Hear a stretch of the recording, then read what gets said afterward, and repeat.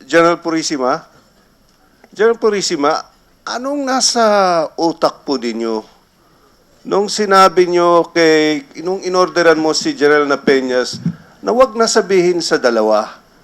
So in effect, kasi inorderan mo siya na not to follow the chain of command because the immediate superior of General Napeñas is General Espina.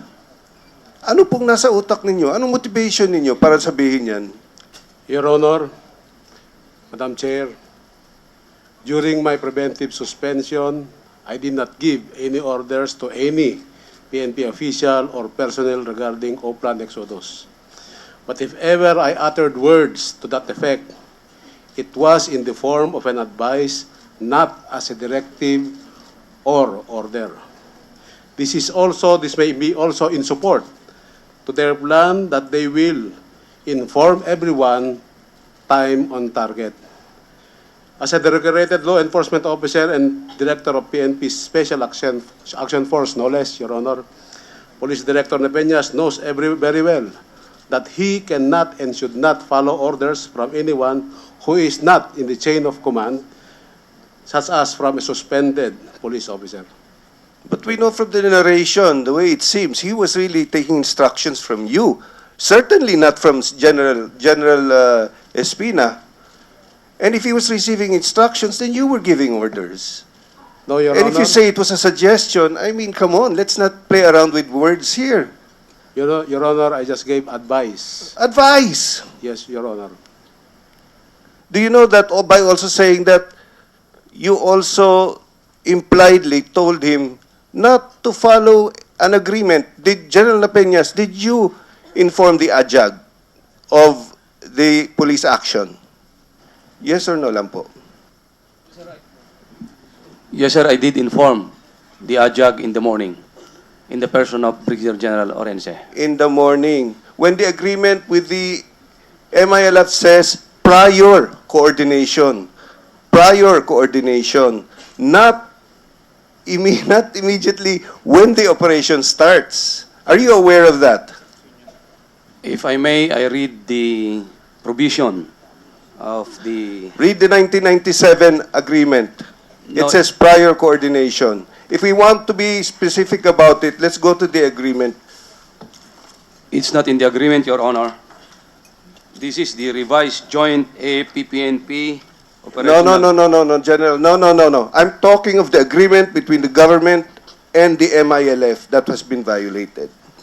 Don't give me that about internal memos. No. I'm talking of the agreement. But anyway, while you're reading the agreement, General Purisima, what was really your role here? Your Honor, initially, during the operations in that area for the Terminator 2, I was still the chief of the Philippine National Police and I supervised the operation. But Let's when talk about Wolverine. Wolverine, Your Honor, is April 23, Wolverine 2, and Wolverine 3 is June. Let's talk about Mama Sapano incident. Your What was Honor, your role there? What was your role there? I have no role in that operation. So you Your were Honor. just advising, giving suggestions. Am I correct? Your Honor, during the time that the Police Director Napeñas informed me that they already jumped off, that was already in the morning. You mean you also did not know anything about it? I did not know that the PNP Special Action Force, Your Honor, that they jumped off already. You did not know. I did not So know, who Your knew? Napeñas by himself? General Napeñas? You, by your lonesome, knew about it? General Espina, General Purisima did not know about it, and you, by your lonesome, knew about it? I don't think that's very credible. I mean, I'm sorry. Go ahead. Answer, General Napeñas. On January 19, Your Honor, I received a text message from General Purisima. From whom? From General Purisima. Go ahead. If I may read it, Your Honor. January 19, 2015, that's about 6:31 in the evening. Leo, what is your plan? I responded, Sir, good PM. The plan for the operation is a go on the timeline, which is this January 23 to 26. The troops will move from Zamboanga. So General Purisima knew about it beforehand because that's January 19. You received a text from him? If I may finish the text message, Your Honor. The troops will move from Zamboanga to Central Mindanao on January 21 to 22, 2015, while intelligence will closely monitor the situation en route to the entry. There is no problem in the target area as of the moment. In the target area, preparations continue so the troops are ready once situation in entry route is good.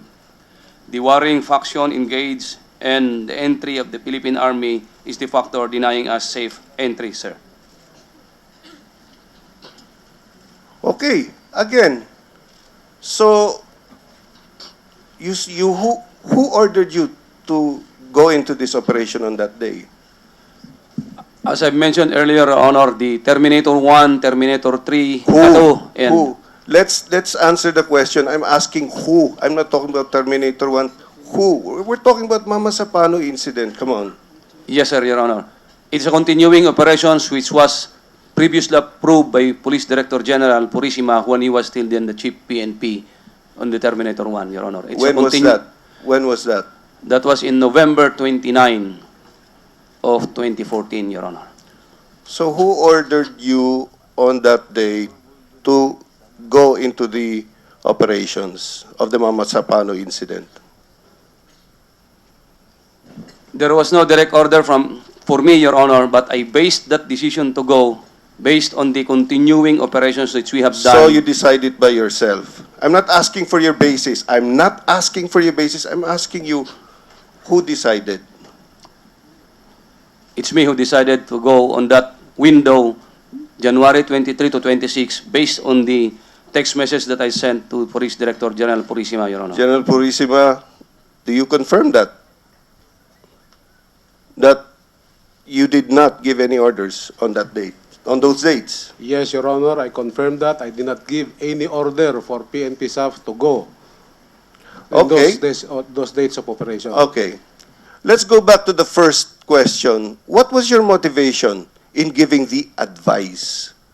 Not to tell the Chief PNP and not to tell the Secretary of the DILG. Tapos sabi mo pa, ako nang bahala kay... Ano pong sinabi nyo? Kay Katapang. Ano ba ibig sabihin ng ako nang bahala kay Katapang? What was your motivations in doing this? Your Honor, the plan of the PNP staff is to inform everybody time on target. And I was just following their plan, Your Honor. You were following... General, come on. You were following their plan by giving the advice not to tell the Chief PNP and the Secretary of the DILG. Come on, General. Let's be reasonable here. Your Honor, under rule number 4, Nako, General, don't give me rules. I'm asking about your motivation. Yung nasa loob mo, ba't mo ginawa yun? there's no motivation, Your Honor. That is just following what was written in their plan, that they will give the information time on target. And that included me, Your Honor. Madam Chair, obviously the response is not adequate.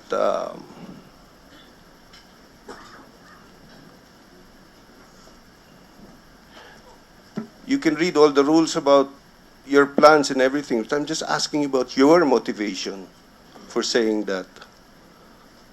There is no further motivation, Your Honor. That is just what was written in the plan. I agreed with that plan, Your Honor. Well, I think it's obvious to everyone that your answer is not acceptable, but yes. General Purisima, the pre-operations meetings were held in the White House, where you are supposed to reside. Is that correct? Yes, Your Honor. All right. So the pre-operations meeting were held in the White House. This was after December 4, 2014. Yes, Your Honor. And December 4, 2014 was the date you were suspended. Yes, Your Honor. So you were holding meetings in the White House, notwithstanding the fact that you were already suspended. Your Honor, they were just updating me on what has been, what was the progress of their operation, Your Honor. I did not give any instructions to them, Your Honor. On what You did not participate in the meetings. I participated. I listened to the meetings, Your Honor. You participated by simply listening. Yes, Your Honor. You did not say anything.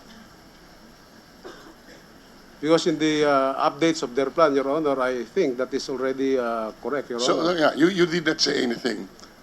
No, Your Honor. How many meetings were there? About 2 meetings, Your Honor. And how long did the meetings last? Maybe 30 minutes, Your Honor. 30 minutes. So in those 2 meetings, 30 minutes each, you just kept your mouth shut. I may have given observations, Your Honor, but I'm not very particular with what they What will be doing. observations were these? The observations, Your Honor, is that they will be moving on the time of their departure, Your Honor. That What specifically was the observation? the observation, Your Honor, is they should consider more on the time of their departures and their arrivals, Your Honor. Ganun lang ang Your Honor. participation. Yes, Your Honor. Alright. Pero sinabi mo rin na huwag mo nang sabihin kay Espina at kay Rojas. Not probably on that occasion, but in a previous occasion. Yes, Your Honor, but that is not given as an order. That's but an advice. Yes, Your Honor. Alright. In your hierarchy among the military, what's the difference between an advice and a command? It's difficult for me as a civilian to make a distinction when it comes to my commander, whether or not when the moment he opens his mouth, that a command to me. Your Honor, a command should be followed, and advice may not be followed, Your Honor. See. Now, there were also meetings in Camp Diwa. Is that correct? I'm not privy to that meeting, Your Honor. Napinas, were there meetings in Camp Diwa? Yes, Your Honor, we Bagong did. Diwa, I mean. Yeah. Yes, Your Honor, at the headquarters of the Special Action Force, where we did most of the mission planning, including in Zamboanga, Your Honor.